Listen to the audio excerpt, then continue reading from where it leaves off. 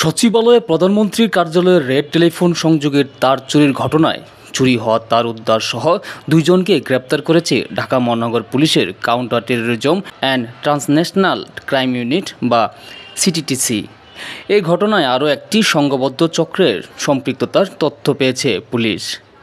সচিবালয়ে অবস্থিত প্রধানমন্ত্রীর কার্যালয়ে গুরুত্বপূর্ণ রেড টেলিফোন সংযোগের তার চুরির ঘটনায় অভিযান চালিয়ে দুইজনকে গ্রেপ্তার করেছে সিটিটিসি।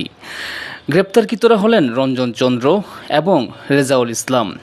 পুলিশ জানায়, সম্প্রতি সামাজিক যোগাযোগ মাধ্যম ও গণমাধ্যমে আলোচিত এই ঘটনার তদন্তে সিটি ইন্টেলিজেন্স অ্যানালাইসিস বিভাগ কাজ শুরু করে।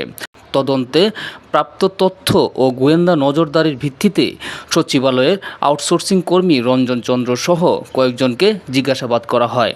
এক পর্যায়ে রঞ্জন চন্দ্র তার চুরির বিষয়টি স্বীকার করেন বলে জানায় সিটিটিসি।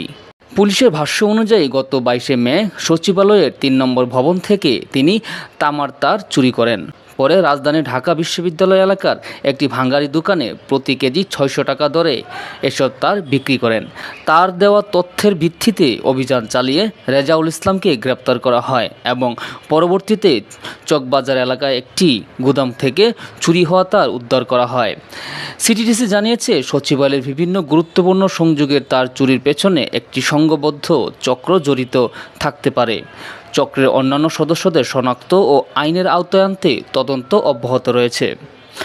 সচিবালয়ের মতো রাষ্ট্রের গুরুত্বপূর্ণ স্থাপনার যোগাযোগ ব্যবস্থার তার চুরির ঘটনাকে নিরাপত্তার জন্য উদ্বেগজনক হিসেবে দেখছেন সংশ্লিষ্টরা। সিটিটিসি বলছে, এই ঘটনার সঙ্গে জড়িত পুরো চক্রকে শনাক্ত করে দ্রুত আইনের আওতায় আনা হবে। রানা আলিফ, ঢাকা।